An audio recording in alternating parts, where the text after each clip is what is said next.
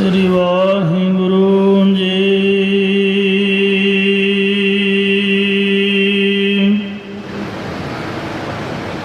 ਸਤਨਾਮ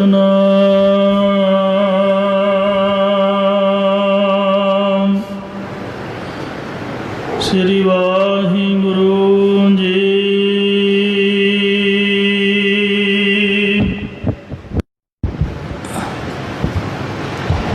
ਓੰਕਾਰ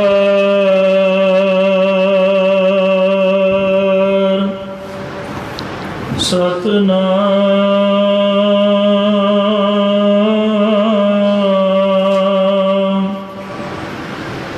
ਕਰਤਾ ਪੁਰਖ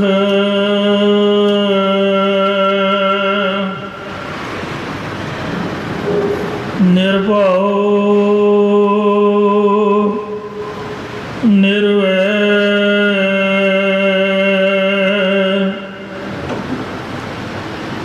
ਅਕਾਲ ਮੂਰਤ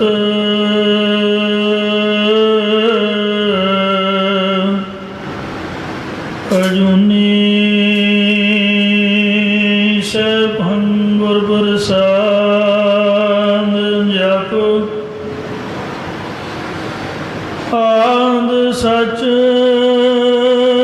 ਜੁਗਾਦ ਸਚ ਹੈ ਵੀ ਸਚ ਨਾਨਕ ਹੋਸੀ ਵੀ ਸਚ ਸਜਣ ਸਚਾ ਪਾਤਸ਼ਾਹ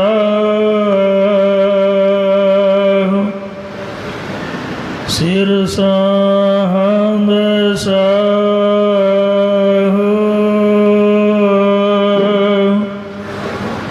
ਜਿਸ ਪਾਸ ਬੈਠਿਆ ਸੋਹੀਐ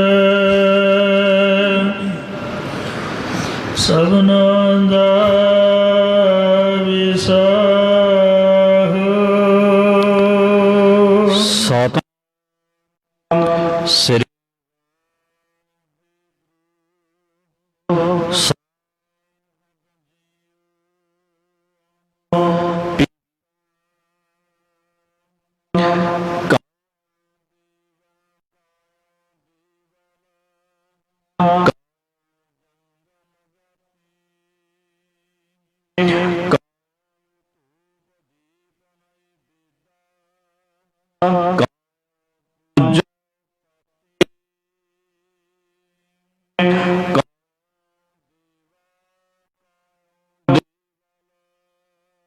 ਵਾਹਿਗੁਰੂ ਜੀ ਕਾ ਖਾਲਸਾ ਵਾਹਿਗੁਰੂ ਜੀ ਕੀ ਫਤਿਹ। ਕੋਟ ਬ੍ਰਹਮੰਡਾਂ ਦੇ ਮਾਲਕ ਜੁਗੋ ਜੁਗੀ ਅਟਲ ਸ਼ਬਦ ਅਵਤਾਰ ਦਸਾਂ ਪਾਤਸ਼ਾਹੀਆਂ ਦੀ ਆਤਮਿਕ ਜੋਤ ਧੰਨ ਧੰਨ ਸਤਿਗੁਰੂ ਸ੍ਰੀ ਗੁਰੂ ਗ੍ਰੰਥ ਸਾਹਿਬ ਸੱਚੇ ਪਾਤਸ਼ਾਹ ਜੀ ਮਹਾਰਾਜ ਜੀ ਦੀ ਪਾਵਨ ਪਵਿੱਤਰ ਹਜ਼ੂਰੀ ਦੇ ਵਿੱਚ ਜੁੜਮਨ ਬੈਠੀ ਗੁਰੂ ਰੂਪ ਗੁਰੂ ਖਾਲਸਾ ਸਾਧ ਸੰਗਤ ਜੀਓ, ਆਓ ਬੜੇ ਪਿਆਰ ਯਾਰ ਸਤਿਕਾਰ ਦੇ ਨਾਲ ਅੰਮ੍ਰਿਤ ਬਾਣੀ ਹਰ ਹਰ ਤੇਰੀ ਸੁਣ ਸੁਣ ਹੋਵੇ ਪਰਮਗਤ ਮੇਰੀ। ਜਲਨ ਬੁਝੀ ਸੀਤਲ ਹੋਏ ਮਨੁਆ ਸਤਿਗੁਰ ਕਾ ਦਰਸ਼ਨ ਪਾਏ ਜੀਓ। ਸਤਿਗੁਰਾਂ ਦੀ ਪਵਿੱਤਰ ਅੰਮ੍ਰਿਤ ਬਾਣੀ ਦੀ ਕਥਾ ਵਿਚਾਰ ਵਿਆਖਿਆ ਸੋ ਸਰਵਣ ਕਰਕੇ ਲਾਹ ਪ੍ਰਾਪਤ ਕਰੋ ਜੀ। ਇੱਕ ਵਾਰ ਪਿਆਰ ਸਤਿਕਾਰ ਨਾਲ ਉਚਾਰਨ ਕਰੋ ਸਤਿਨਾਮ ਸ੍ਰੀ ਵਾਹਿਗੁਰੂ ਜੀ। ਸਤਿਨਾਮ ਸ੍ਰੀ ਜੀਓ।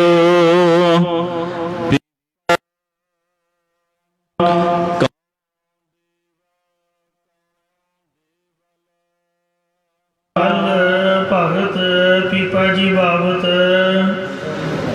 ਆਪ ਜੀ ਦੇ ਨਾਲ ਪ੍ਰਸੰਗ ਸਾਂਝਾ ਕੀਤਾ ਸੀ ਕਿ ਭਗਤ ਪੀਪਾ ਜੀ ਗਗਰਾਉਣ ਦੇ ਰਾਜੇ ਸਨ, ਜੋ ਕੋਟੇ ਤੋਂ 45 ਮੀਲ ਪੂਰਬ ਵੱਲ ਹੈ। ਪੀਪਾ ਜੀ ਦਾ ਜਨਮ 1483 ਸੰਮਤ ਬਿਕਰਮੀ ਦੇ ਵਿੱਚ ਹੋਇਆ ਹੈ। ਇਹ ਪਹਿਲਾਂ ਦੇਵੀ ਦੇ ਭਗਤ ਸਨ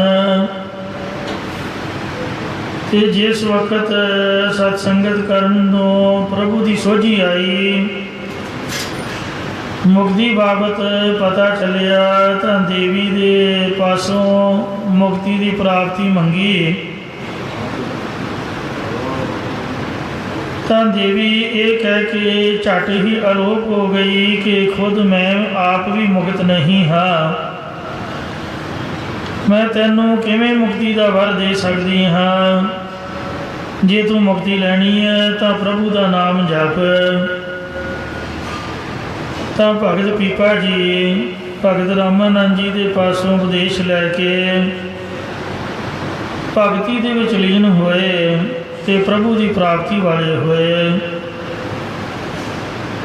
ਇੱਕ ਵਾਰ ਕੁਝ ਸਤਸੰਗੀ ਜਨ ਭਗਤ ਪੀਪਾ ਜੀ ਨੂੰ ਆ ਕੇ ਕਹਿਣ ਲੱਗੇ ਕਿ ਹੋਰਨਾਂ ਭਗਤਾਂ ਨੇ ਵੀ ਆਰਤੀ ਕੀਤੀ ਹੈ, ਪਰ ਤੁਸੀਂ ਆਰਤੀ ਕਿਉਂ ਨਹੀਂ ਕੀਤੀ। ਤਾਂ ਸੁਣ ਕੇ ਭਗਤ ਪੀਪਾ ਜੀ ਨੇ ਆਰਤੀ ਦੇ ਭਾਵ ਵਾਲਾ ਸ਼ਬਦ ਉਚਾਰਨ ਕਰਦਿਆਂ ਇਹ ਪਾਵਨ ਸਿੱਖਿਆ ਬਖਸ਼ਿਸ਼ ਕੀਤੀ। ਪਿਆਰ ਨਾਲ ਸੁਣੋ ਜੀ।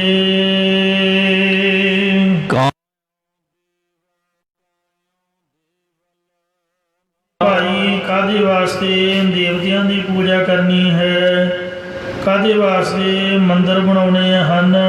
ਦੇਵਲ ਕਹਿੰਦੇ ਨੇ ਮੰਦਰ ਨੂੰ, ਦੇਵਾ ਕਹਿੰਦੇ ਨੇ ਦੇਵਤੇ ਨੂੰ। ਜੰਗ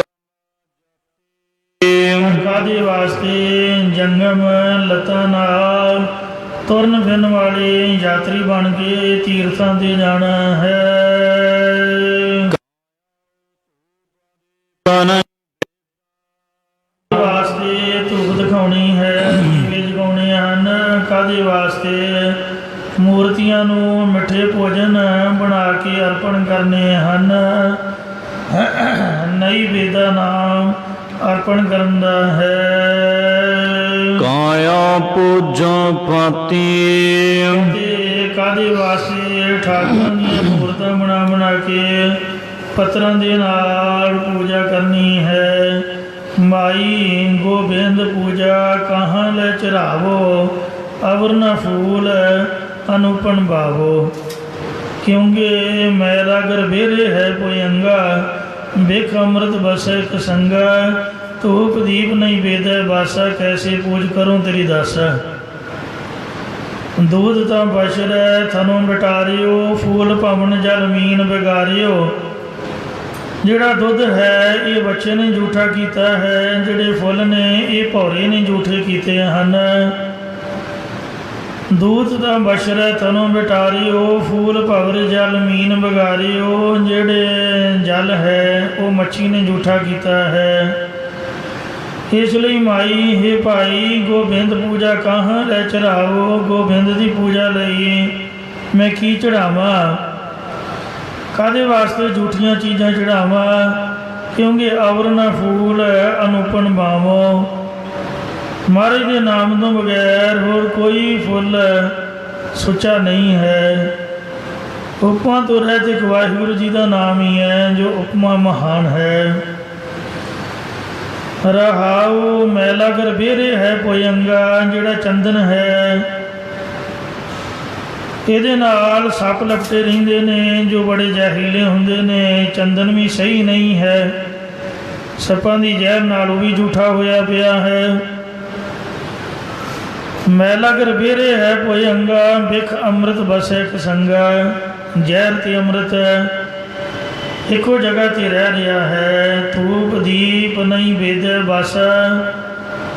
ਧੂਪ ਦਿਖਾਉਣੀ, ਦੀਵਾ ਜਗਾਉਣਾ, ਅਰਪਣ ਕਰਨਾ ਇਹ ਤਿਆਗਕ ਹੈ। ਸੁਗੰਧੀਆਂ ਭੇਟਾ ਕਰਨੀਆਂ ਇਹ ਸਭ ਕੁਝ ਝੂਠਾ ਹੈ। ਕੈਸੇ ਪੂਜ ਕਰੂੰ ਤੇਰੀ ਦਾਸ। ਇਹ ਵਾਹਿਗੁਰੂ ਜੀ ਜੋ ਤੇਰਾ ਦਾਸ ਹੈ ਇਹ ਕਿਵੇਂ ਤੇਰੀ ਪੂਜਾ ਕਰੇ।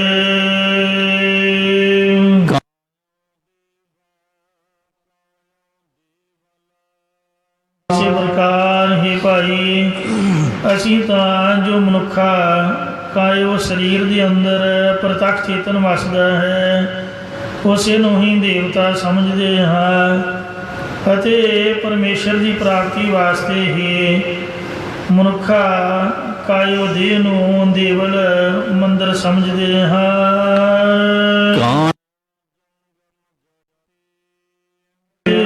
ਮਨੁੱਖੀ ਕਾਇਆ ਮਨੁੱਖੀ ਦੇਹ ਨੂੰ ਹੀ ਜੰਗਮ ਪੈਰਾਂ ਨਾਲ ਤੁਰ ਫਿਰ ਕੇ ਯਾਤਰਾ ਕਰਨ ਵਾਲਾ ਤੀਰਥ ਸਮਝਦੇ ਹਾਂ ਜਾਂ ਜੋ ਪਰਮੇਸ਼ਰ ਦੀ ਚੇਤਨ ਸੱਤਾ ਦੇ ਆਸਰੇ ਜੰਗਮ ਲੱਤਾਂ ਨਾਲ ਤੁਰ ਫਿਰ ਕੇ ਯਾਤਰਾ ਕਰਨ ਵਾਲਾ ਮਨੁੱਖਾ ਦੇਹ ਰੂਪ ਤੀਰਥ ਹੈ।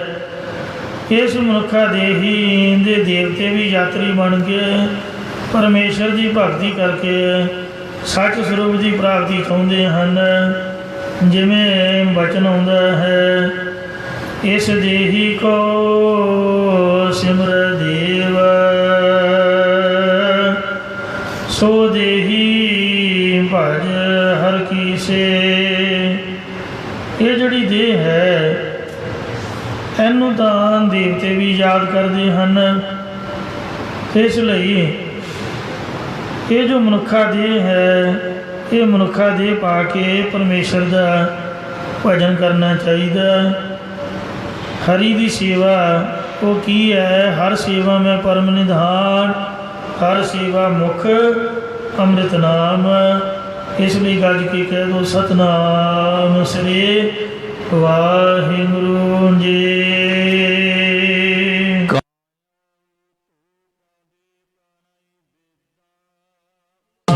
ਮਨੁੱਖਾ ਕਾਇਓ ਦੇਹ ਦੇ ਅੰਦਰ ਹੀ ਪਰਮੇਸ਼ਰ ਦਾ ਜਸ ਕਰਨ ਰੂਪ ਅਸੀਂ ਧੂਪ ਦਿਖਾਉਂਦੇ ਹਾਂ। ਪਰਮੇਸ਼ਰ ਦਾ ਗੁਰਾਂ ਦੁਆਰਾ ਗਿਆਨ ਪ੍ਰਾਪਤ ਕਰਨ ਰੂਪ ਦੀਵੇ ਜਗਾਉਂਦੇ ਹਾਂ ਅਤੇ ਜੋ ਮੁਖ ਵਿੱਚ ਗਰਾਈ ਪਾਉਣ ਤੋਂ ਪਹਿਲਾਂ ਭਾਵਨਾ ਦੇ ਨਾਲ ਪਰਮੇਸ਼ਰ ਦਾ ਨਾਮ ਲੈਣਾ ਇਹੀ ਨੈਵੇਦ ਮਿੱਠੇ ਭੋਜਨ ਅਰਪਣ ਕਰਦੇ ਹਾਂ।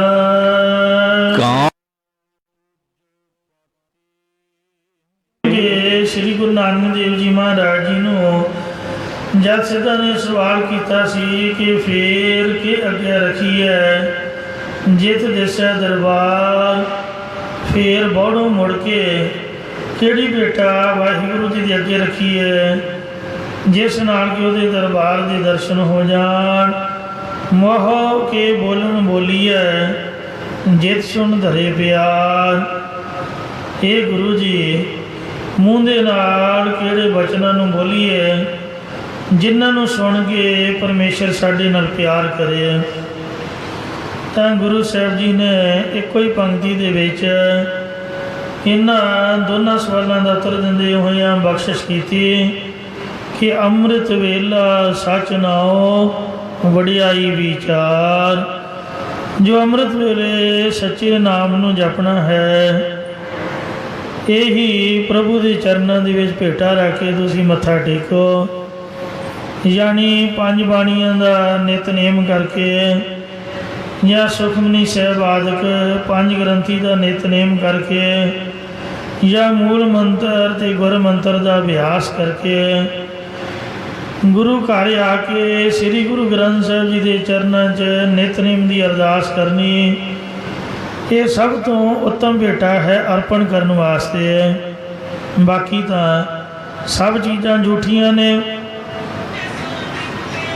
ਤੇ ਅੰਮ੍ਰਿਤ ਵੇਲਾ ਸੱਚ ਨਾਉ ਵਡਿਆਈ ਵਿਚਾਰ। ਜੋ ਅੰਮ੍ਰਿਤ ਵੇਲੇ ਸੱਚੇ ਨਾਮ ਦੇ ਵਡਿਆਈਆਂ ਦੀ ਵਿਚਾਰ ਕਰਨੀ ਹੈ ਇਹੀ ਮੂੰਹ ਦੇ ਨਾਲ ਮਿੱਠੇ ਬਚਨ ਬੋਲਣ ਤੋਂ ਵਾਹਿਗੁਰੂ ਪਰਮਾਤਮਾ ਜੀ ਦੀ ਪ੍ਰਸੰਨਤਾ ਹੁੰਦੀ ਹੈ। ਇਸ ਵਾਸਤੇ ਸਭ ਤੋਂ ਉੱਤਮ ਪੂਜਾ ਇਹ ਹੈ ਪੂਜਾ ਕੀਚੈ ਨਾਮ ਧਿਆਈਐ ਬਿਨ ਨਾਮੇ ਪੂਜਨਾ ਹੋਏ।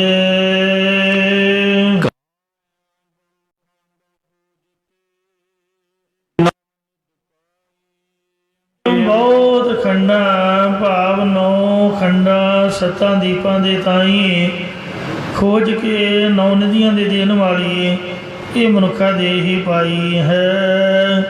ਭਜੋ ਗੋਬਿੰਦ ਭੂਲ ਮਤ ਜਾਹੋ, ਮਾਨਸ ਜਨਮ ਕਾ ਇਹੀ ਲਾਹੋ। ਲੱਖ 84 ਭ੍ਰਮ ਤੇ ਦੁਲਭ ਜਨਮ ਪਾਇਓ ਏ, ਨਾਨਕ ਨਾਮ ਸੰਭਾਲ ਤੂੰ ਤੇ ਤੇਰਾ ਦਿਨ ਨੇੜੇ ਆਏ ਹੋਏ। ਮਹਾਰਾਜ ਕਹਿੰਦੇ ਉਹ ਜਿਹੜਾ ਸਮਾਂ ਹੈ ਉਹ ਤੇਰਾ ਨੇੜੇ ਆ ਰਿਹਾ ਹੈ। ਨਾਨਕ ਨਾਮ ਸੰਭਾਲ ਤੂੰ 100 ਦਿਨ ਨੇੜਾ ਆਏ ਹੋਏ। ਉਹ ਜਿਹੜਾ ਮੌਤ ਦਾ ਦਿਨ ਹੈ ਉਹ ਨੇੜੇ ਆਇਆ ਹੀ ਲੈ। ਸੋ ਇਸ ਲਈ ਲੱਖ 84 ਜੋਨ ਸਬਾਈ, ਮਾਨਸ ਕੋ ਪ੍ਰਭ ਦੀ ਵਡਿਆਈ। ਇਸ ਪੌੜੀ ਤੇ ਜੋ ਨਰ ਚੁੱਕੈ, ਸੋ ਆਏ ਜਾਏ ਦੁੱਖ ਪਾਇੰਦਾ। ਇਹ ਮਨੁੱਖਾਂ ਦੀ ਮਿਲੀ ਹੀ ਸੰਗਤ ਕਰਕੇ ਨਾਮ ਜਾ ਕੇ ਪ੍ਰਭੂ ਨੂੰ ਪਾਉਣ ਲਈ ਹੈ। ਇਸ ਦੇਹ ਦੇ ਅੰਦਰ ਹੀ ਜੋ ਸਭ ਕੁਝ ਨਿਵਾਸ ਕਰ ਰਿਹਾ ਹੈ।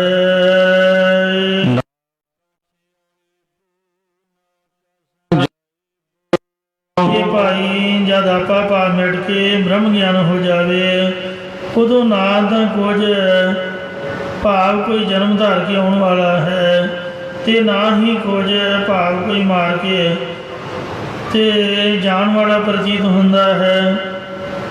ਕੋਈ ਵੀ ਮਰ ਕੇ ਜਾਣ ਵਾਲਾ ਕੋਈ ਪ੍ਰਤੀਤ ਨਹੀਂ ਹੁੰਦਾ, ਨਾ ਕੋਈ ਆਉਣ ਵਾਲਾ ਪ੍ਰਤੀਤ ਹੁੰਦਾ ਹੈ।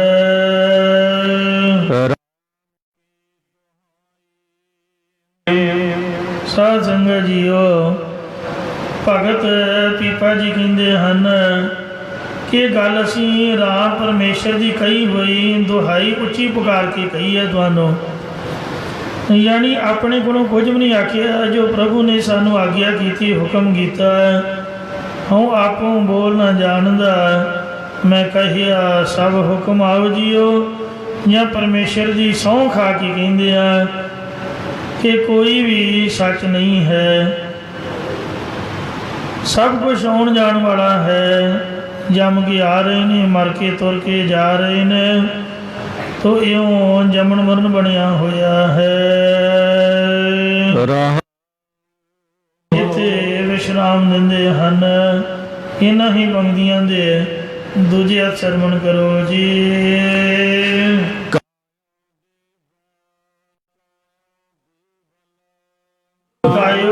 ਦੇ ਰੂਪ ਬੁੱਧ ਦੇ ਅੰਦਰ ਚੇਤਨ ਬ੍ਰਹਮ ਸਾਖੀ ਰੂਪ ਹੋ ਕੇ ਰਹਿੰਦਾ ਹੈ। ਉਹੀ ਸਾਡਾ ਦੇਵਤਾ ਹੈ ਜਾਂ ਪੂਜਨੀਕ ਹੈ। ਇਹ ਰੂਪ ਦੀ ਹੀ ਚੇਤਨ ਬ੍ਰਹਮ ਦੀ ਪ੍ਰਾਪਤੀ ਦਾ ਦੇਵਲ ਮੰਦਰ ਹੈ। ਜਿਵੇਂ ਕਹਿ ਕਬੀਰ ਬੁੱਧ ਹਰ ਲਈ ਮੇਰੀ ਬੁੱਧ ਬਦਲੀ ਸਿੱਧ ਪਾਈ। ਅਤੇ ਦੇਹ ਰੂਪ ਬੁੱਧ ਦੇ ਅੰਦਰ ਹੀ ਵੈਰਾਗ ਵਿਵੇਕ ਰੂਪ ਪੈਰਾਂ ਵਾਲੇ ਹੋ ਕੇ ਯਾਤਰੀ ਬਣ ਕੇ ਅੰਤਰਮੁਖ ਬਿਰਤੀ ਦੁਆਰਾ ਨਾਮ ਰੂਪ ਤੀਰਥ 'ਤੇ ਅਸੀਂ ਇਸ਼ਨਾਨ ਕਰਦੇ ਹਾਂ।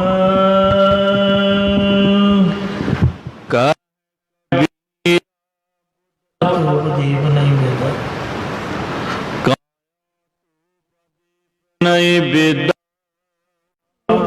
ਕਾਇਓ ਦੇਹ ਦੇ ਅੰਦਰ ਪਰਮੇਸ਼ਰ ਦਾ ਪ੍ਰਤਾਪ ਜਾਣਨਾ ਹੀ ਧੂਪ ਦਿਖਾਉਂਦੇ ਹਾਂ।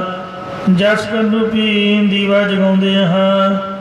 ਪ੍ਰੀਤ ਕਰਨ ਰੂਪ ਮਿੱਠੇ ਭੋਜਨ ਅਰਪਣ ਕਰਦੇ ਹਾਂ ਅਤੇ ਮਹਾਰਾਜ ਕਥਨ ਕਰਦੇ ਹਨ।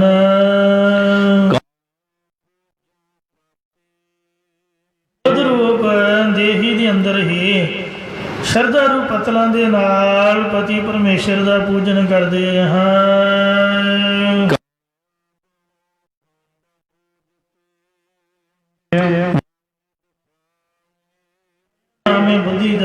ਬੁੱਧੀ ਦੇ ਅੰਦਰ ਜਿੰਨੇ ਪਦਾਰਥ ਕਲਪੇ ਹੋਏ ਸਨ, ਉਹਨਾਂ ਦੇ ਵਿੱਚੋਂ ਬਹੁਤੇ ਖੰਡਾਂ ਨੂੰ ਖੋਜ ਕੇ ਨੌ ਨਿਧੀਆਂ ਦੇ ਦੇਣ ਵਾਲੀ ਪਰਮੇਸ਼ਰ ਦੀ ਪ੍ਰੇਮਾ ਭਗਤੀ ਪ੍ਰਾਪਤ ਕੀਤੀ ਹੈ।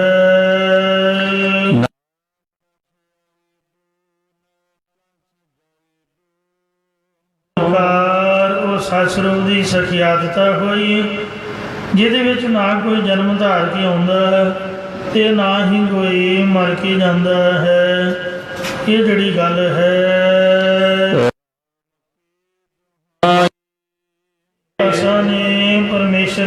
ਦੁਹਾਈ ਪਾ ਕੇ ਕਹੀ ਹੈ ਕਿ ਅਜਿਹਾ ਸਰੂਪ ਪ੍ਰਗਟ ਹੋਇਆ ਹੈ ਜਿਸ ਕਰਕੇ ਆਉਣ ਜਾਣ ਭਾਵ ਜੰਮਣ ਮਰਨ ਤੋਂ ਰਹਿਤ ਹੋ ਗਏ ਹਨ। ਰਹਾ ਵਿਸ਼ਰਾਮ ਦੇ ਕੇ ਤੀਜਾ ਅਰਥ ਬਖਸ਼ਿਸ਼ ਕਰ ਰਹੇ ਹਨ।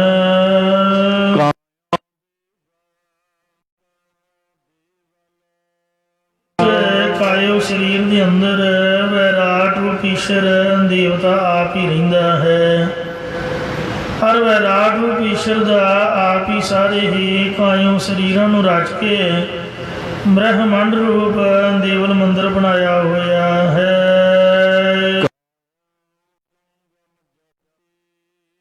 ਅਤੇ ਇਸ ਬ੍ਰਹਮੰਡ ਰੂਪੀ ਮੰਦਰ ਦੇ ਵਿੱਚੋਂ ਕੋਈ ਵਿਰਲਾ ਹੀ ਕਾਇਓ ਸਰੀਰ ਪ੍ਰੋਖ ਅਪਰੋਖ ਗਿਆਨ ਰੂਪੀ ਜੰਗਮ ਲੱਤਾਂ ਵਾਲਾ ਯਾਤਰੀ ਬਣ ਕੇ ਬ੍ਰਹਮਾਨੰਦ ਰੂਪ ਤੀਰਥ ਤੇ ਇਸ਼ਨਾਨ ਕਰਦਾ ਹੈ।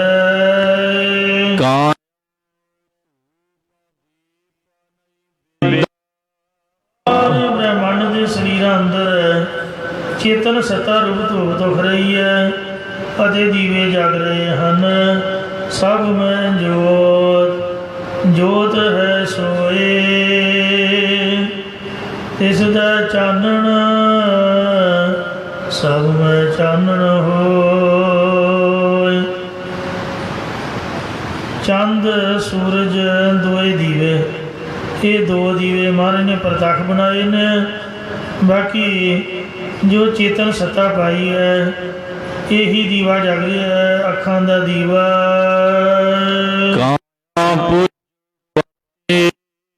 ਨਹੀਂ ਵੇਦਾ ਮਿੱਠੇ ਭੋਜਨ ਆਦਿਕ ਭੋਗ ਇਹੀ ਹੋ ਰਹੇ ਨੇ ਜੋ ਮਹਾਰਾਜ ਨੇ ਚੇਤਨ ਸੱਤਾ ਸਰੀਰਾਂ ਦੇ ਅੰਦਰ ਪਾਈ ਹੋਈ ਹੈ। ਹਰ ਸਾਰੇ ਬ੍ਰਹਮੰਡ ਦੇ ਸਰੀਰਾਂ ਅੰਦਰ ਹੀ ਪਤੀ ਪਰਮੇਸ਼ਰ ਦਾ ਪੂਜਨ ਹੋ ਰਿਹਾ ਹੈ। ਜਤੇ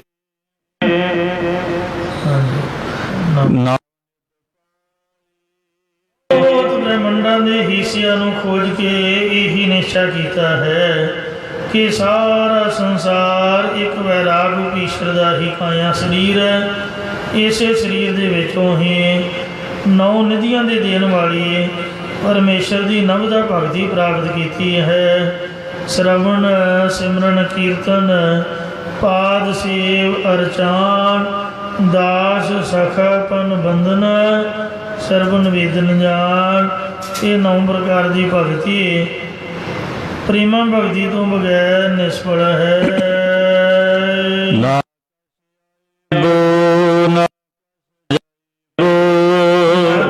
ਸਰੀਰ ਦੇ ਵਿੱਚੋਂ ਹੀ ਉਹ ਸਤ ਸਰੂਪ ਦੀ ਸਖਿਆਤਤਾ ਹੋ ਗਈ ਤਾਂ ਉਸ ਵਿੱਚ ਨਾ ਕੋਈ ਜਨਮ ਧਾਰ ਕੇ ਆਉਣਾ ਹੈ ਤੇ ਨਾ ਹੀ ਮਰ ਕੇ ਕਿਸੇ ਨਰਕ ਵਿੱਚ ਜਾਣਾ ਪਵੇਗਾ। ਅਸੀਂ ਭਗਤ ਪੀਪਾ ਜੀ ਕਹਿੰਦੇ ਹਨ ਕਿ ਪਰਮੇਸ਼ਰ ਦੀ ਦੁਹਾਈ ਪਾ ਕੇ ਕਹਿੰਦੇ ਆ ਜਾਂ ਪਰਮੇਸ਼ਰ ਦੀ ਸਹੁੰ ਖਾ ਕੇ ਕਹਿੰਦੇ ਹਨ। ਨਾਮ ਦੇ ਕਰ ਫਰਮਾਨ ਕਰਦੇ ਨੇ।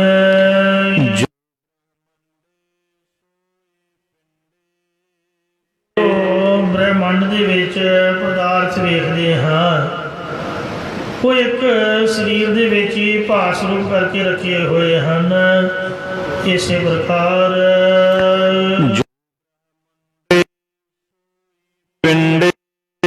ਰਚਨਹਾਰ ਪਰਮੇਸ਼ਰ ਸਾਰੇ ਬ੍ਰਹਮੰਡਾਂ ਦੇ ਵਿੱਚ ਵਿਆਪਕ ਹੈ। ਉਸ ਦੀ ਪ੍ਰਾਪਤੀ ਕਰਨ ਲਈ ਗਿਆਨ ਰੂਪ ਵਸਤੂ ਇੱਕ ਮਨੁੱਖਾਂ ਦੇ ਪਿੰਡੇ ਸਰੀਰ ਵਿੱਚ ਬੁੱਧੀ ਦੇ ਅੰਦਰ ਰੱਖੀ ਹੋਈ ਹੈ। ਜੋ ਗੁਰਾਂ ਦੁਆਰਾ ਵਿਚਾਰ ਕਰਕੇ ਖੋਜਦਾ ਹੈ ਉਹੀ ਗਿਆਨ ਰੂਪ ਵਸਤੂ ਨੂੰ ਪ੍ਰਾਪਤ ਕਰ ਲੈਂਦਾ ਹੈ। ਮਹਾਰਾਜ ਕਹਿੰਦੇ ਨੇ ਕਿ ਤਨ ਮਹਿ ਮਨ ਕੋ ਗੁਰਮੁਖ ਦੇਖੈ ਭਾਏ ਭਗਤ ਜਾਂ ਹਉਮੈ ਸੁਖ ਹੈ। ਇਸ ਤਨ ਦੇ ਵਿੱਚ ਮਨ ਨੂੰ ਕੋਈ ਵਿਰਲਾ ਗੁਰਮੁਖ ਹੀ ਦੇਖਦਾ ਹੈ। ਫਿਰ ਉਹਨੂੰ ਟਿਕਾ ਕੇ ਜਿਹੜਾ ਨੌ ਨਿਜ ਅੰਮ੍ਰਿਤ ਪ੍ਰਭ ਕਾ ਨਾਮ ਦੇਹੀ ਮੈਂ ਇਸਕਾ ਵਿਸਰਾਮ नौ निधियां दी बख्शिश करने वाला, 18 सिद्धियां देने वाला, प्रभु नाल मिलाने वाला, इस देह के अंदरों ही जद जग के नाम प्रकट किया तो उस नाम के अभ्यास की बख्शिश के नाल ही प्रभु परमात्मा के दर्शन इस तन के विचों ही हो गए। गुरमुख रोम रोम हर ध्यावै, गुरमुख सगली गणत मिटावै। ये शरीर गंदा नहीं, माड़ा नहीं, जे इशनान पान करके रहो तो पवित्र है। पर जिहड़ा सच्चा नाम जिहदे हिरदे च वस गया जां प्रगट हो गया, वो सब ते ऊंचा सब ते सूचा जाके हिरदे वसिया भगवान। जिहदे हिरदे च भगवान वस गया वो सब तो ऊंचा ते सब तो सुच्चा बन गया। तो इसलिए ये जिहड़ा तन शरीर है,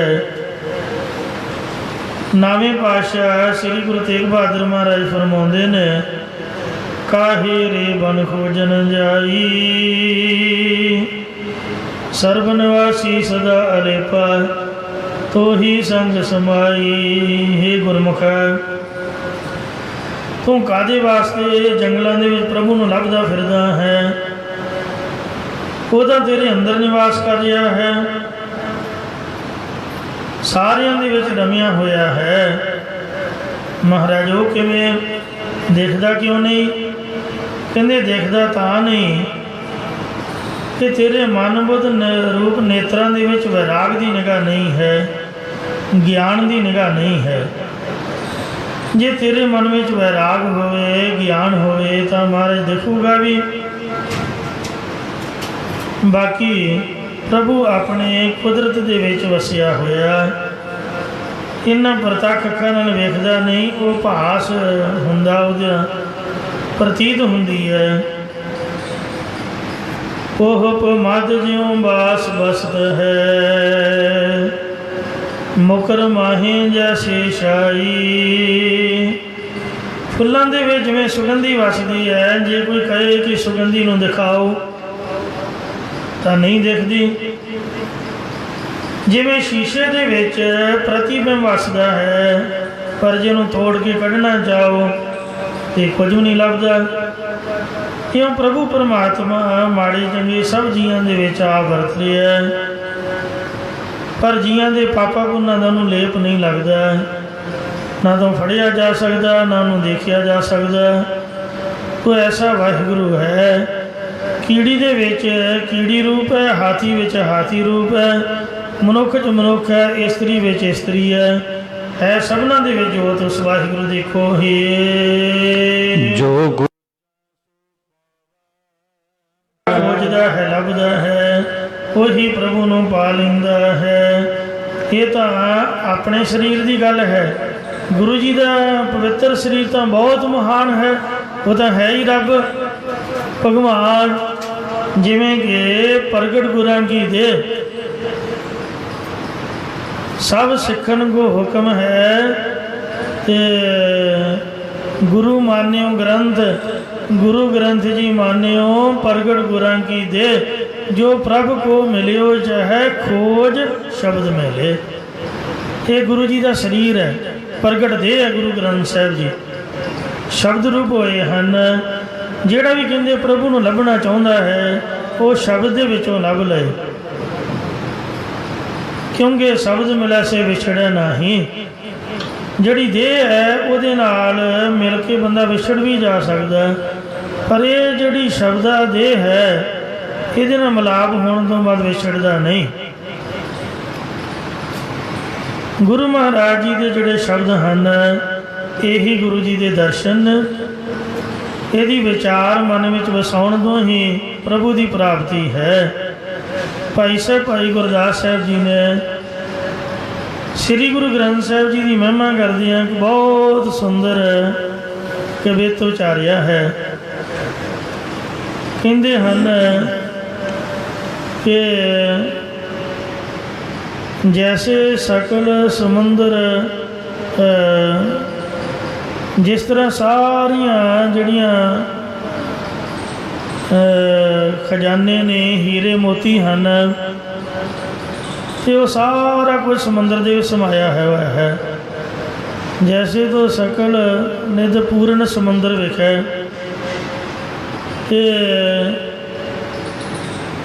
ਨਿਚੈ ਮਰ ਜੀਵੜਾ ਨਿਚੈ ਪ੍ਰਸਾਦ ਪਾਵਈ, ਜੈਸੇ ਬਨ ਵਿਖੇ ਮਲਿਆਗਰ ਸੋਂਦਾ ਕਪੂਰ, ਸੋਧ ਕੇ ਸੁਬਾਸੀ ਸੁਬਾਸ ਬਹਿਸਾਵਈ। ਤੇ ਜਿਸ ਤਰ੍ਹਾਂ ਕਹਿੰਦੇ ਜੰਗਲ ਦੇ ਵਿੱਚ ਮਲਿਆਗਰ ਚੰਦਨ ਹੈ, ਕਪੂਰ ਆਦਿਕ ਸੁਗੰਧੀ ਹੈ, ਉਹ ਜਿਹੜੇ ਖੋਜੀ ਹਨ, ਵਾਸ਼ਨਾ ਲੈ ਕੇ ਪਰਖਣ ਵਾਲੇ ਵੈਦ ਹਕੀਮ ਨੇ, ਉਹ ਪ੍ਰਗਟ ਕਰਕੇ ਦਿਖਾ ਦਿੰਦੇ ਨੇ। ਕਈਆਂ ਰੋਗੀਆਂ ਦਾ ਇਲਾਜ ਕਰਕੇ ਉਹਨਾਂ ਦੇ ਰੋਗ ਚੁੱਕ ਦਿੰਦੇ, ਜਿਵੇਂ ਲਛਮਣ ਦੀ ਮੂਰਛਤਾ ਬੂਟੀ ਦੇ ਨਾਲ ਹੀ ਖੁੱਲ੍ਹੀ ਸੀਗੇ। ਜੈਸੇ ਹੀਰਾ ਪਰਬਤ ਮਾਨਕ ਪਾਰਸ ਸਿੱਧ, ਜਿਵੇਂ ਪਹਾੜਾਂ ਦੇ ਵਿੱਚ ਪਾਰਸ ਆਦਿਕ ਬੜੇ ਕੀਮਤੀ ਪੱਥਰ ਹੁੰਦੇ ਨੇ, ਮਾਨਕ ਇਤਿਆਦਿਕ ਹੈ ਤਾਂ ਉਹ ਵੀ ਪੱਥਰ, ਪਰ ਖਨਵਾਰਾ ਖਨ ਜਗ ਵਿਖੇ ਪ੍ਰਗਟਾਵੀ, ਹਰੇਕ ਨੂੰ ਨਹੀਂ ਮਿਲਦੇ। ਉਹ ਕੇਵਲ ਮਿਹਨਤ ਕਸ਼ ਮਜ਼ਦੂਰ ਨੂੰ ਪੁੱਟਣ ਵਾਲੇ ਨੂੰ ਮਿਲਦੇ ਨੇ। ਜਿਹੜੇ ਸਮੁੰਦਰ ਦੇ ਹੀਰੇ ਮੋਤੀ ਜਵਾਹਰਾਤ ਹਨ, ਉਹ ਮਰਜੀਵੜੇ ਨੂੰ ਮਿਲਦੇ ਨੇ, ਜਿਹੜਾ ਜਾਨ ਤਲੀ 'ਤੇ ਰੱਖ ਕੇ ਸਮੁੰਦਰ ਛਾਲ ਮਾਰਦਾ। ਜਿਹੜਾ ਮੇਰੇ ਵਰਗਾ ਕਿਨਾਰੇ 'ਤੇ ਖੜਾ ਡਰਦਾ ਰਹੂ, ਉਹਨੂੰ ਕੀ ਮਿਲੂਗਾ? ਇਸੇ ਤਰ੍ਹਾਂ ਭਾਈ ਗੁਰਦਾਸ ਸਾਹਿਬ ਜੀ ਕਹਿੰਦੇ ਨੇ ਕਿ ਜੈਸੇ ਹੀਰਾ ਮਾਨਕ ਪਰਬਤ ਮਾਨਕ ਪਾਰਸ ਸਿੱਧ, ਖਨਵਾਰਾ ਖਨ ਜਗ ਵਿਖੇ ਪ੍ਰਗਟਾਵਈ, ਤੈਸੇ ਗੁਰਬਾਣੀ ਵਿਖੇ ਸਗਲ ਪਦਾਰਥ ਹੈ। ਇਸੇ ਤਰ੍ਹਾਂ ਗੁਰਬਾਣੀ ਦੇ ਸਾਰੇ ਪਦਾਰਥ ਹਨ। ਜੋਈ ਜੋਈ ਖੋਜੈ ਸੋਈ ਸੋਈ ਨ ਪਜਾਵਈ, ਜਿਹੜਾ ਜਿਹੜਾ ਲੱਭਦਾ ਹੈ ਉਹੀ ਪ੍ਰਾਪਤ ਕਰ ਸਕਦਾ ਹੈ। ਖੋਜੀ ਨੇ ਮਹਾਤਮਾ ਬ੍ਰਹਮ ਗਿਆਨੀ ਮਹਾਂਪੁਰਖ, ਜਿਹੜੇ ਹਮੇਸ਼ਾ ਹੀ ਸੋ ਵਾਹਿਗੁਰੂ ਨਾਮ ਦਾ ਜਾਪ ਜਪਦੇ ਰਹਿੰਦੇ ਤੇ ਜਪਜੀ ਸਾਹਿਬ ਦੇ ਪਾਠ ਕਰਦੇ ਰਹਿੰਦੇ।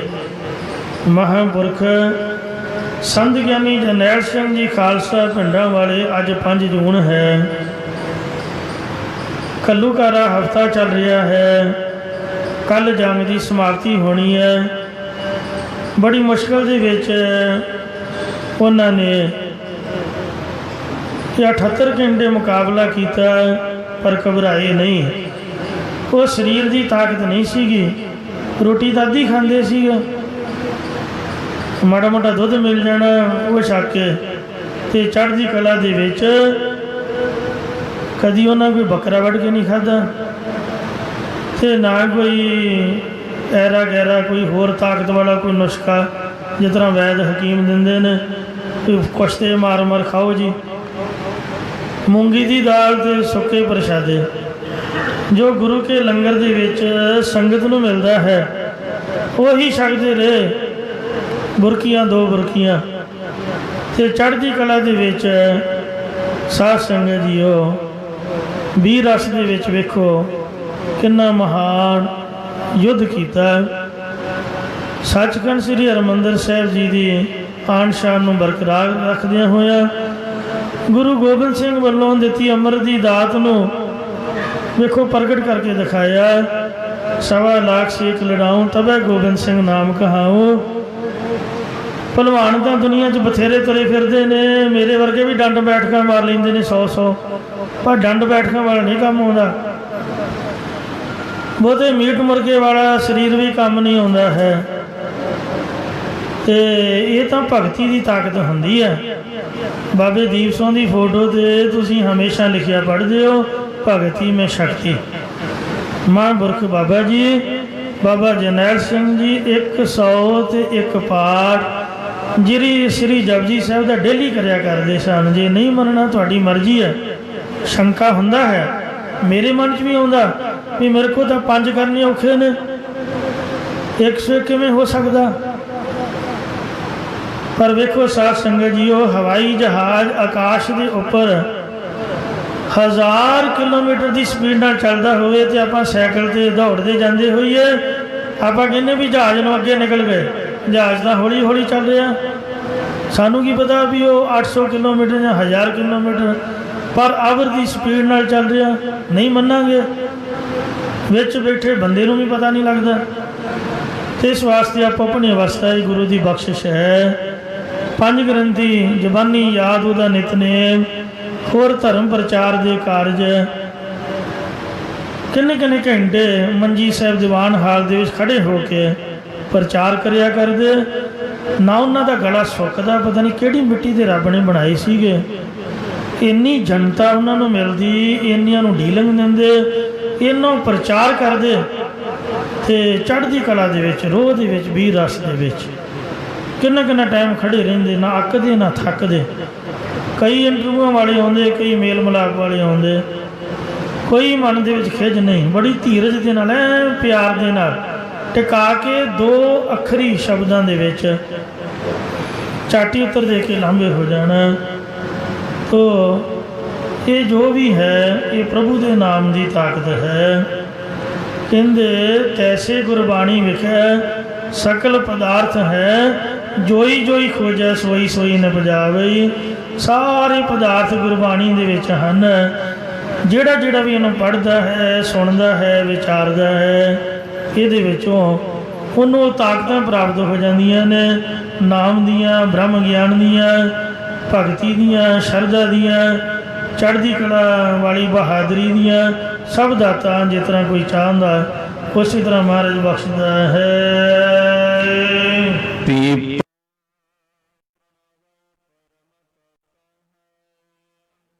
ਪੀਪਾ ਜੀ ਬੇਨਤੀ ਪੂਰਵਕ ਕਥਨ ਕਰਦੇ ਨੇ ਕਿ ਜੋ ਪਰਮ ਵੱਡਾ ਸਿਧਾਂਤ ਰੂਪ ਪਰਮੇਸ਼ਰ ਹੈ, ਸਤਿਗੁਰ ਸਤਿਗੁਰਾਂ ਦਾ ਲਿਖਾਇਆ ਹੋਇਆ, ਮਹਾਰਾਜ ਦਾ ਜਣਾਇਆ ਹੋਇਆ ਹੀ ਜਾਣਿਆ ਜਾਂਦਾ ਹੈ। ਉਸ ਪਰਮੇਸ਼ਰ ਦਾ ਜਾਣਨਾ ਸਾਧ ਸੰਗਤ ਜੀ ਉਹ ਸਤਿਗੁਰਾਂ ਦੇ ਦੁਆਰਾ ਹੁੰਦਾ ਹੈ। ਸਤਿਗੁਰਾਂ ਤੋਂ ਬਗੈਰ ਕੋਈ ਵੀ ਉਸ ਵਾਹਿਗੁਰੂ ਅਕਾਲ ਪੁਰਖ ਪਰਮਾਤਮਾ ਨੂੰ ਜਾਣ ਨਹੀਂ ਸਕਦਾ। ਭਾਈ ਰੇ ਗੁਰ ਬਿਨ ਗਿਆਨ ਨਾ ਹੋਏ, ਪੁੱਛੋ ਬ੍ਰਹਮੇ ਨਾਰਦ ਵੇਦ ਵਿਆਸੈ ਕੋਇ। ਹੇ ਮੇਰੇ ਭਰਾਵੋ, ਜਿਹਨੂੰ ਮਰਜ਼ੀ ਪੁੱਛ ਕੇ ਵੇਖ ਲਓ, ਭਾਵੇਂ ਬ੍ਰਹਮਾ ਨੂੰ ਪੁੱਛ ਲਓ ਅਤੇ ਭਾਵੇਂ ਰਿਸ਼ੀ ਵੇਦ ਵਿਆਸ ਨੂੰ ਪੁੱਛ ਲਓ ਕਿ ਗੁਰੂ ਤੋਂ ਬਗੈਰ ਗਿਆਨ ਦੀ ਪ੍ਰਾਪਤੀ ਨਹੀਂ ਜੇ ਹੁੰਦੀ। ਗੁਰੂ ਦੇ ਨਾਲ ਹੀ ਗਿਆਨ ਦੀ ਪ੍ਰਾਪਤੀ ਹੁੰਦੀ ਹੈ। ਗੁਰ ਬਿਨ ਘੋਰ ਅੰਧਾਰ, ਗੁਰੂ ਬਿਨ ਸਮਝ ਨ ਆਵੈ, ਗੁਰ ਬਿਨ ਸੁਰਤ ਨ ਸਿਧ, ਗੁਰੂ ਬਿਨ ਮੁਕਤ ਨ ਪਾਵੈ। ਇਸ ਲਈ ਗੁਰ ਕਰ ਸੱਚ ਵਿਚਾਰ, ਗੁਰੂ ਕਰੇ ਮਨ ਮੇਰੇ, ਗੁਰ ਕਰ ਸ਼ਬਦ ਸਪੁਨ, ਅਗਨ ਕੱਟੈ ਸਭ ਤੇਰੇ। ਗੁਰ ਨੈਣ ਬੈਣ ਗੁਰ ਗੁਰ ਕਰਹੁ, ਗੁਰੂ ਸਤ ਕਉ ਨਲ ਕਹੈ। ਜਿਨ ਗੁਰੂ ਨ ਦੇਖਿਓ ਨਹੁ ਕੀਓ, ਤੇ ਅਕਿਆਥ ਸੰਸਾਰ ਮੈਂ। ਭੱਟਾ ਨੇ ਵੀ ਸਵਈਆਂ ਦੇ ਵਿੱਚ ਲਿਖਿਆ ਹੋਇਆ ਹੈ, ਗੁਰੂ ਗੁਰੂ ਗੁਰ ਗੁਰ ਕਰ ਮਨ ਮੋਰ, ਗੁਰੂ ਗੁਰੂ ਗੁਰ ਕਰ ਮਨ ਮੋਰ, ਗੁਰੂ ਬਿਨਾ ਮੈਂ ਨਾਹੀ ਹੋ। ਗੁਰ ਕੀ ਟੇਕ ਰਹੋ ਦਿਨ ਰਾਤ, ਤੇ ਗੁਰ ਕੀ ਕੋਈ ਨ ਮਿਟਦਾ। ਇਸ ਵਾਸਤੇ ਸ਼ਲੋਕ ਗਿਆਨ ਅੰਜਨ ਗੁਰ ਦੀਆ, ਅਗਿਆਨ ਅੰਧੇਰ ਵਿਨਾਸ਼, ਹਰ ਕਿਰਪਾ ਦੇ ਸੰਤ ਭੇਟਿਆ, ਨਾਨਕ ਮਨ ਪ੍ਰਗਾਸ। ਪੀਪਾ ਭਗਤ ਜੀ ਕਹਿੰਦੇ ਨੇ, ਜੋ ਕੁਛ ਤੁਸੀਂ ਬ੍ਰਹਿਮੰਡ ਦੇ ਵਿੱਚ ਵੇਖ ਰਹੇ ਹੋ ਉਹੀ ਕੁਛ ਸਰੀਰ ਦੇ ਵਿੱਚ ਹੈ, ਪਰ ਜੋ ਖੋਜੈ ਸੋ ਪਾਵੈ। ਜਿਹੜਾ ਲੱਭਦਾ ਹੈ ਉਹਨੂੰ ਹੀ ਪ੍ਰਾਪਤੀ ਹੁੰਦੀ ਹੈ। ਜੰਗਲ ਜੰਗਲ ਕਿਆ ਪਵੈ, वन कंडा मोड़े है फरीदा जंगल जंगल क्या पवै वन कंडा मोड़े है वसी रब हयालिया जंगल क्या टोड़े। इस वास्ते तुसी उन्होंने लभो लभो गुरबाणी के द्वारा शब्द के अभ्यास द्वारा तो पीपा परणमय परम तत्त है। पीपा जी उचारते हैं कि जो वड्डा तत्त सिद्धांत रूप परमेश्वर है सतगुरु होए लिखावै। सतगुरु कौन? श्री गुरु ग्रंथ साहिब महाराज की बाणी उन्होंने शब्द इन्हों द्वारा सो वाहिगुरु की जानकारी आवेगी महाराज जानिया जाता है। इसलिए ज्ञान ध्यान किस कर्म न जाना सार न जाना तेरी सब तो वड्डा सतगुरु नानक जिन कल राखी मेरी। श्री गुरु नानक देव जी को गुरु धारण करो। दसे पातशाहियाँ श्री गुरु ग्रंथ साहिब जी खंडे बाटे का अमृत छको। गुरु धारण का तरीका अमृतधारी हो के ते महाराज के नाम का अभ्यास करदियाँ रहत मर्यादा परपक रहिंदियां गुरु की खुशी प्राप्त होवे। जिस करके महाराज वाहिगुरु अकाल पुरख के दर्शन होण। तुसीं वेखो भगतां दा जीवन भगत धन्ना जी ने अपने गुरु के कहे के उपर दृढ़ निश्चय किया भावें कि वह गुरु पखंडी सीगा ते खूह ते बैठे उन्हें रब नूं पा लिया। आओ उन्हां दे दर्शन करते हाँ। भगत धन्ना जी का ये उचारिया होया पावन शब्द है आरती वाला जिहड़ा अगे आ रहा है। ये भगत धन्ना जी का जन्म दिल्ली दे विच गुरुद्वारा मोती बाग वाले स्थान दे 1473 संमत बिक्रमी मुताबिक सन 1416 ईस्वी नूं होया है। गुरुद्वारा मोती बाग लाल किले तो 7 मील की दूरी ते है। जब अंबैसियां दे विच जाईदा खासकर कैनेडा अंबैसी तो बिल्कुल ही मोती बाग के नज़दीक सड़क पार करदियां ही गुरु घर है। तो उत्थे भगत धन्ना जी का अवतार होया। ये जो भगत धन्ना जी सन जमुना के किनारे गावां चारदे हुंदे सन। एक त्रिलोचन नामी ब्राह्मण ठाकुरां की पूजा करदा हुंदा सीगा। एक दिन भगत जी ने कहा हे ब्राह्मण मैनू भी एक ठाकुर दे। अगों ब्राह्मण कहन लगा भी जे एक लवेरी गां मैनू देवेगा तो मैं तैनू ठाकुर देवांगा। तो धन्ना जी ने झाटी कुछ नहीं सोचिया एक लवेरी गां नूं दे दी। कहते लै भाई पर ठाकुर मैनू दे। तो ब्राह्मण इन्ना लालची सीगा उन्हें पंसेरी खूह का एक आम पत्थर का वट्टा दे दिता। इस तरह जान के कि इनू की पता यह भोला भोला जट है इनू गलों लावा असली पत्थर भी नहीं दिता। जिहड़ा गंडका नदी के विचों काले रंग का चिट्टी धारी हुंदी है। कहते विष्णु भगवान ने जलंधर दैत नूं जितन वास्ते देवतियां की बेनती मन के वह बल नाश करने लई कि वह घरवाली पतव्रता धर्म च प्रपक है जिस करके वह जितया नहीं जाता वह सत मैं तोड़ा। क्यों लोगों के आखे लग के जलंधर के अंदर रूप धार के आया तो भुलेखे नाल वर्ग ला के साध संगत जी वह संग किया। तो जब उन्होंने पता लगा भी ये तो विष्णु है मेरा घर वाला तो नहीं है। उन्हें आख्या जा तू भगवान हो के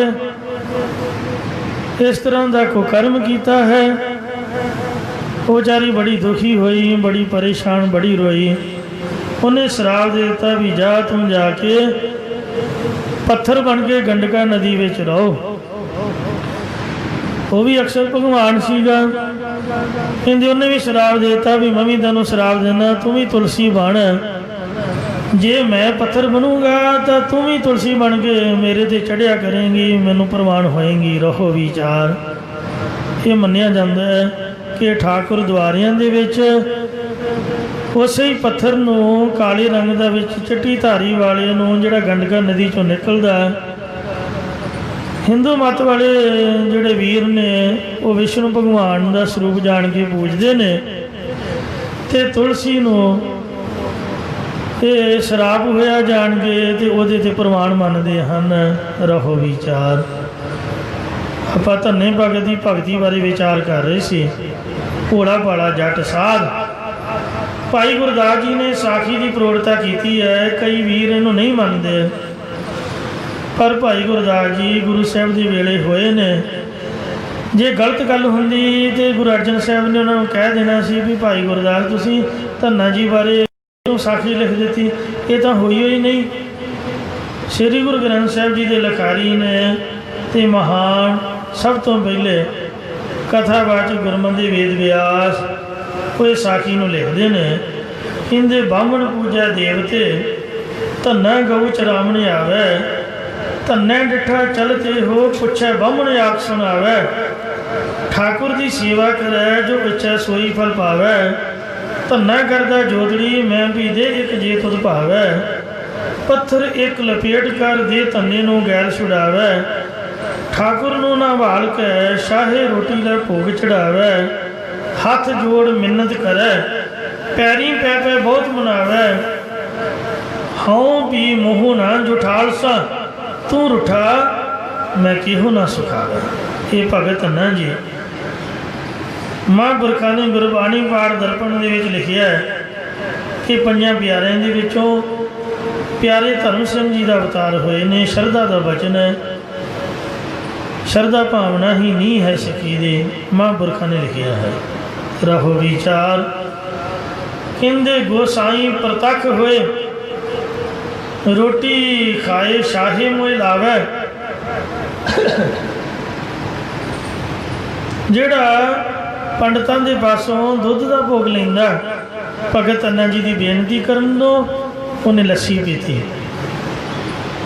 ਤੇ ਸਾਧ ਸੰਗਤ ਜੀ ਉਹ ਮਿੱਸੇ ਪ੍ਰਸ਼ਾਦੇ ਛਕੇ, ਭੋਲਾ ਭਾਉ ਗੋਬਿੰਦ ਮਿਲਾਵੇ।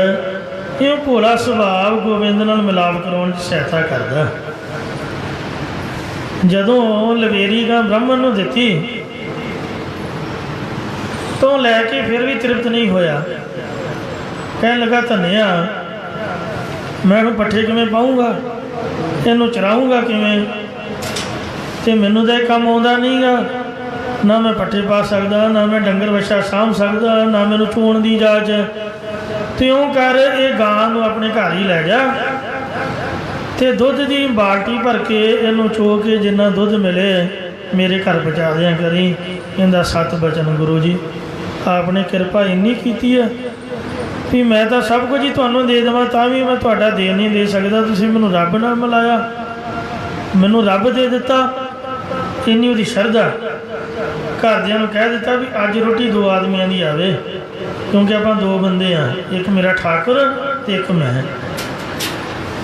ਉਹ ਆਪਣੇ ਠਾਕੁਰ ਨੂੰ ਨਾਲ ਲੈ ਕੇ ਭਗਤ ਜੀ ਖੇਤਾਂ ਨੂੰ ਕੰਮ ਕਰਨ ਵਾਸਤੇ ਜਦ ਖੇਤਾਂ ਦੇ ਵਿੱਚ ਆਏ, ਕੰਮ ਕਰਦਿਆਂ ਕਰਦਿਆਂ ਸ਼ਾਹ ਵੇਲੇ ਦਾ ਪ੍ਰਸ਼ਾਦਾ ਆ ਗਿਆ, ਜਿਹਦੇ ਵਿੱਚ ਮਿੱਸੇ ਪ੍ਰਸ਼ਾਦੇ ਨਾਲ ਗੰਢਾ ਅਤੇ ਪੀਣ ਨੂੰ ਲੱਸੀ ਸੀਗੀ, ਅੰਬ ਦਾ ਅਚਾਰ। ਭਗਤ ਜੀ ਨੇ ਕਿਹਾ ਠਾਕੁਰ ਜੀ ਪਹਿਲਾਂ ਤੁਸੀਂ ਭੋਗ ਲਾਓ। ਖਾਲਸਾ ਜੀ ਪੱਥਰ ਨੇ ਕੀ ਭੋਗ ਲਾਉਣਾ ਸੀਗਾ, ਉਹ ਤਾਂ ਹੈ ਹੀ ਪੱਥਰ। ਭਗਤ ਜੀ ਨੇ ਕਿਹਾ ਠੀਕ ਹੈ ਫਿਰ ਨਹੀਂ ਲਾਉਣਾ ਨਾ ਲਾਓ। ਤੁਸੀਂ ਬ੍ਰਾਹਮਣ ਦੀਆਂ ਪੂੜੀਆਂ ਕਚੌਰੀਆਂ ਪੂੜੇ ਖੀਰ ਕੜਾਹ ਮਠਿਆਈਆਂ ਖਾਣ ਗਿੱਝੇ ਹੋਏ ਹੋ, ਸਾਡੇ ਜੱਟਾਂ ਦੀਆਂ ਮੋਟੀਆਂ ਰੋਟੀਆਂ ਤੁਹਾਡੇ ਕੀ ਪਸੰਦ ਆਉਣਗੀਆਂ? ਨਹੀਂ ਪਸੰਦ ਆਉਂਦੀਆਂ। ਕੋਈ ਗੱਲ ਨਹੀਂ, ਮੈਂ ਵੀ ਨਹੀਂ ਖਾਵਾਂਗਾ ਜਿੰਨਾ ਚਿਰ ਤੁਸੀਂ ਨਹੀਂ ਖਾਓਗੇ। ਬੈਠਾ ਹਾਂ, ਖਾਓਗੇ ਤਾਂ ਖਾਊਂਗਾ, ਨਹੀਂ ਤਾਂ ਇੱਥੇ ਮਰ ਜਾਊਂਗਾ। ਇਉਂ ਧੰਨੇ ਦੇ ਹੱਥ ਕਰਕੇ ਪ੍ਰਗਟ ਨਾ ਹੋਏ ਤਾਂ ਧੰਨਾ ਜੀ ਨੇ ਕਿਹਾ ਜੇ ਤੁਸੀਂ ਰੁੱਸ ਗਏ ਤੇ ਮਹਾਰਾਜ ਮੇਰਾ ਕੀ ਫਾਇਦਾ, ਮੇਰਾ ਕੋਈ ਲਾਭ ਨਹੀਂ ਜ਼ਿੰਦਗੀ ਦਾ, ਇਹਦੇ ਨੂੰ ਮਰਨਾ ਹੀ ਚੰਗਾ ਹੈ। ਫਿਰ ਆਵਾਜ਼ ਆਈ ਧੰਨਿਆ ਪੱਥਰ ਨਹੀਂ ਖਾਂਦੇ ਹੁੰਦੇ। ਤਾਂ ਧੰਨੇ ਨੇ ਕਿਹਾ ਵੀ ਪੱਥਰ ਕਦੇ ਬੋਲਦੇ ਵੀ ਨਹੀਂ, ਸਿਆਣਾ ਤਾਂ ਤੂੰ ਬਥੇਰਾ ਹੈ, ਮੈਨੂੰ ਸਮਝਾਉਣਾ ਕਿ ਮੈਂ ਭੋਲਾ ਹਾਂ। ਮਹਾਰਾਜ ਜਿਹੜਾ ਬੋਲਿਆ ਹੈ ਮੈਂ ਤਾਂ ਉਹਨੂੰ ਭੋਗ ਲਵਾਉਣਾ, ਮੇਰਾ ਪੱਥਰ ਨਾਲ ਮਤਲਬ ਹੀ ਕੋਈ ਨਹੀਂ, ਪੱਥਰ ਨੂੰ ਥੋੜ੍ਹੇ ਖਵਾਉਣਾ ਚਾਹੁੰਦਾ ਹਾਂ। ਜਿਹੜਾ ਠਾਕੁਰ ਬੋਲਦਾ ਹਮਰਾ ਠਾਕੁਰ ਸਦ ਬੋਲੰਤਾ ਸਰਬ ਜੀਆਂ ਕੋ ਪ੍ਰਭ ਦਾਨ ਦੇਤਾ। ਜਿਹੜਾ ਬੋਲ ਰਿਹਾ ਮੇਰੇ ਸਾਹਮਣੇ ਕਿਉਂ ਨਹੀਂ ਆਉਂਦਾ, ਉਹ ਆ ਕੇ ਛਕੇ। ਤਾਂ ਪਰਮੇਸ਼ਰ ਨੇ ਸਾਧ ਸੰਗਤ ਜੀ ਉਹ ਪ੍ਰਗਟ ਹੋ ਕੇ बड़े प्यार नाल प्रशादा छकिया। होए भगत धन्ने की भगती तो ही प्रगट ने। एवें झूठ आखिए भी पत्थर की पूजा की ते तां प्रगट होए। ਜਿਹੜੇ गुरमुख जिदते ने भी पत्थर की पूजा नहीं की या पत्थर करके नहीं, वो भावना तो वाहिगुरु ते ही सीगी भगत धन्ने की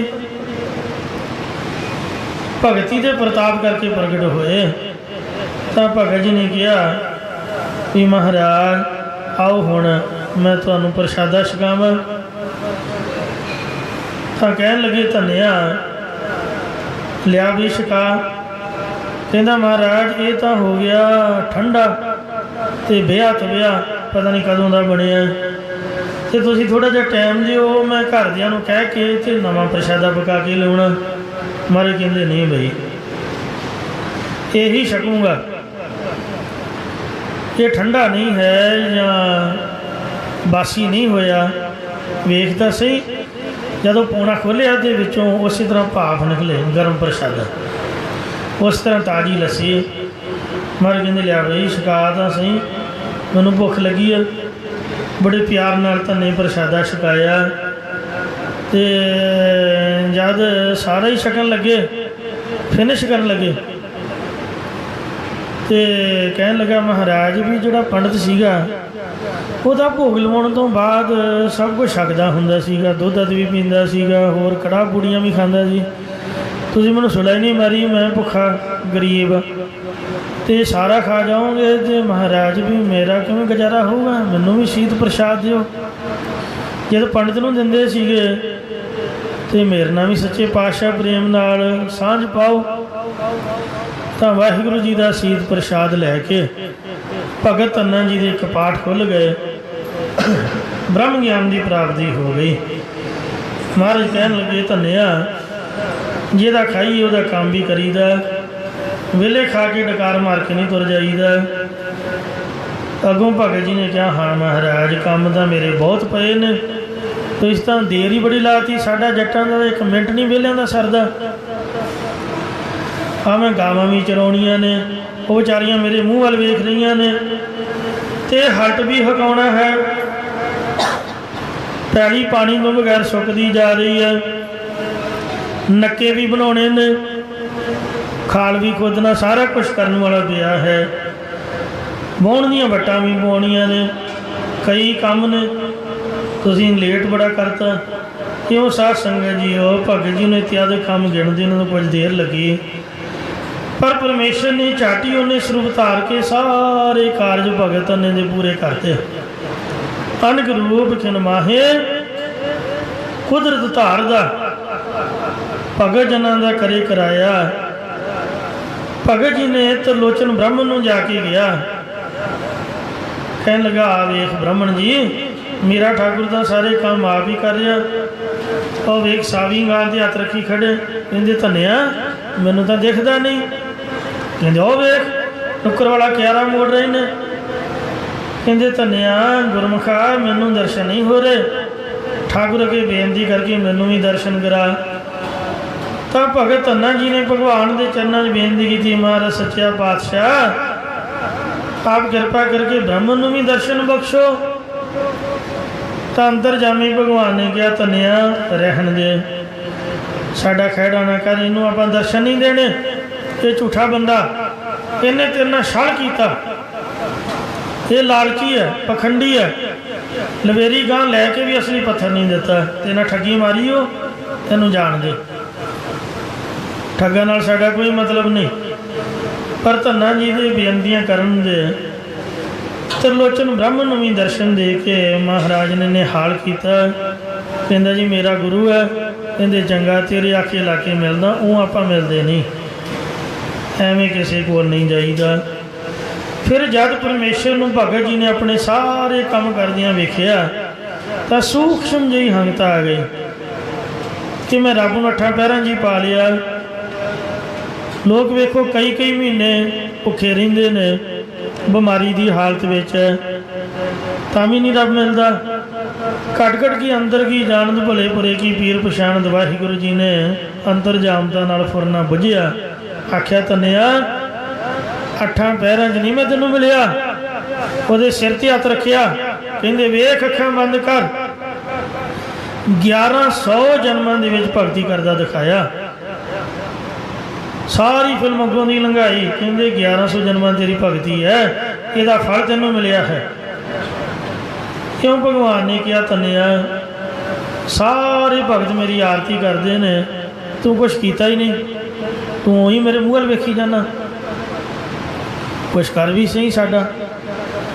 ਤਾਂ ਭਗਤ ਜੀ ਕਹਿਣ ਲੱਗੇ ਮਹਾਰਾਜ ਚੰਗਾ, ਫਿਰ ਇੰਨੀਆਂ ਆਰਤੀਆਂ ਤੁਹਾਡੀਆਂ ਹੋ ਚੁੱਕੀਆਂ ਤੇ ਫਿਰ ਵੀ ਅਜੇ ਤੁਸੀਂ ਕਹਿੰਦੇ ਵੀ ਆਰਤੀ ਕਰੋ ਕੋਈ। ਚਲੋ ਆਪ ਦਾ ਪਿਆਰ ਹੈ ਸਾਡੇ ਨਾਲ, ਮੈਂ ਜੱਟ ਸਾਧ ਹਾਂ, ਮੈਨੂੰ ਤਾਂ ਕਦੀ ਕੋਈ ਆਰਤੀ ਨਾ ਮੈਂ ਕਦੀ ਕੀਤੀ ਹੈ ਨਾ ਮੈਨੂੰ ਆਉਂਦੀ ਹੈ। ਤੇ ਭਗਤ ਧੰਨੇ ਨੂੰ ਮਹਾਰਾਜ ਨੇ ਬ੍ਰਹਮ ਗਿਆਨ ਬਖਸ਼ਿਆ, ਕਿਰਪਾ ਦੀ ਨਿਗਾਹ ਪਾਈ, ਸਿਰ 'ਤੇ ਹੱਥ ਰੱਖਿਆ ਤੇ ਉਹਨੂੰ ਬਾਣੀ ਸਫਰਨ ਹੋਈ। ਕਹਿੰਦੇ ਚੰਗਾ ਹੈ ਵਾਹਿਗੁਰੂ ਜੀ, ਆਪ ਦੀ ਕਿਰਪਾ ਨਾਲ ਆਰਤੀਆਂ ਤਾਂ ਪਹਿਲਾਂ ਬੜੀਆਂ ਹੋਈਆਂ ਨੇ ਤੇ ਹੁਣ ਜੇ ਤੁਸੀਂ ਮੇਰੇ ਕੋਲ ਵੀ ਕਰਾਉਣੀ ਹੈ ਤਾਂ ਆਪਾਂ ਜੱਟ ਬਹੁ ਵਚਨ ਵਰਤਦੇ ਹਾਂ, ਲਿੰਗ ਦਾ ਪੁਲਿੰਗ ਵਰਤਦੇ ਹਾਂ, ਮੈਂ ਆਰਤੀ ਨਹੀਂ ਆਰਤਾ ਕਰਦਾ ਹਾਂ, ਕਿਉਂਕਿ ਆਰਤੀ ਸ਼ਬਦ ਇਸਤਰੀ ਲਿੰਗ ਹੈ, ਮੈਂ ਪੁਲਿੰਗ ਸ਼ਬਦ ਵਰਤਾਂਗਾ, ਨਾਲੇ ਮੈਂ ਹੁੰਦਾ ਵੀ ਜੱਟ, ਇਸ ਕਰਕੇ ਹੁਣ ਮੈਂ ਤੁਹਾਡਾ ਆਰਤਾ ਹੀ ਕਰਾਂਗਾ। ਤਾਂ ਅੰਤਰਜਾਮੀ ਪ੍ਰਮਾਤਮਾ ਨੇ ਮੁਸਕਰਾ ਕੇ ਕਿਹਾ ਹਾਂ ਭਗਤਾ, ਜੋ ਖੁਸ਼ੀ ਪਿਆ ਕਰ, ਪਰ ਕਰ ਜ਼ਰੂਰ, ਕਿਉਂਕਿ ਮਹਾਰਾਜ ਨੇ ਸਰਬੱਤ ਦਾ ਭਲਾ ਕਰਨਾ ਸੀਗਾ। ਇਹ ਵੇਖੋ ਸ਼ਬਦ ਹੈ ਤਾਂ ਛੋਟਾ ਜਿਹਾ, ਪਰ ਪੜ੍ਹਦੇ ਐਨ ਮੂੰਹ ਖੰਡ ਅਤੇ ਮਿਸ਼ਰੀ ਨਾਲ ਭਰ ਜਾਂਦਾ। ਇਉਂ ਜਾਪਦਾ ਵੀ ਆਪਾਂ ਇੰਨਾ ਪ੍ਰਸ਼ਾਦਾ ਛਕ ਲਿਆ, ਹੁਣ ਖਾਣ ਦੀ ਲੋੜ ਹੀ ਨਹੀਂ। ਜੇ ਤੇਨਾ ਖਿੜ ਕੇ ਫੁੱਲ ਗੁਲਾਬ ਦੀ ਤਰ੍ਹਾਂ ਹੋ ਜਾਂਦਾ ਕਿ ਜਿਸ ਤਰ੍ਹਾਂ ਪਤਾ ਨਹੀਂ ਕੀ ਮਿਲ ਗਿਆ ਹੋਵੇ। ਵੇਖੋ ਇੰਨਾ ਵਧੀਆ ਸ਼ਬਦ ਹੈ ਅਨਪੜ੍ਹ ਜੱਟ ਸਾਧ ਦਾ, ਪਰ ਪ੍ਰਭੂ ਦੀ ਕਿਰਪਾ ਨਾਲ ਇਹ ਬਾਣੀ ਉਚਾਰੀ ਗਈ ਹੈ। ਪਿਆਰ ਨਾਲ ਇਹਦਾ ਪਾਠ ਸੁਣੋ। ਕਥਾ ਦਾ ਸਮਾਂ ਤਾਂ ਮੇਰਾ ਹੁਣ ਗੁਜ਼ਰ ਗਿਆ, ਕਥਾ ਤੁਹਾਨੂੰ ਕੱਲ੍ਹ ਨੂੰ ਸੁਣਾਵਾਂਗੇ। ਇੰਨੇ ਹੀ ਬਚਨਾਂ ਨਾਲ ਖਿਮਾ ਦੀ ਇਜਾਜ਼ਤ। ਧੰਨੇ ਭਗਤ ਜੀ ਦਾ ਉਚਾਰਿਆ ਸ਼ਬਦ ਸੁਣੋ ਜੀ।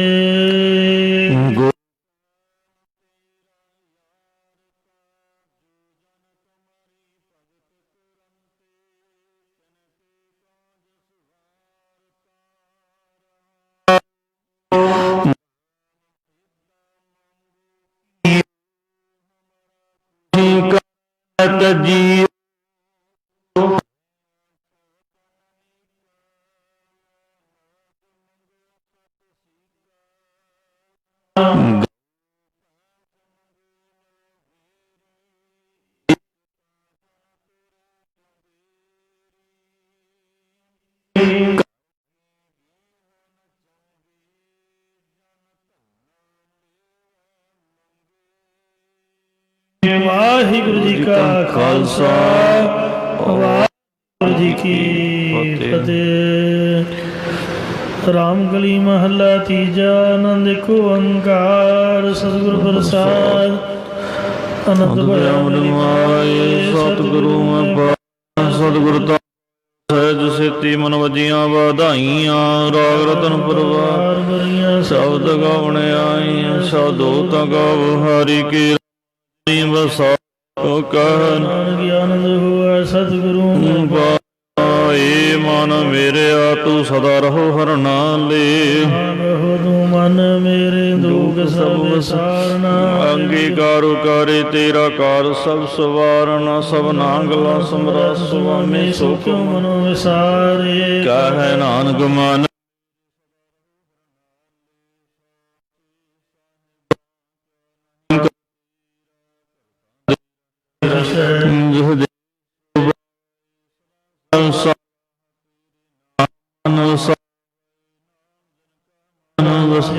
ਅਜੇ ਸੱਚੇ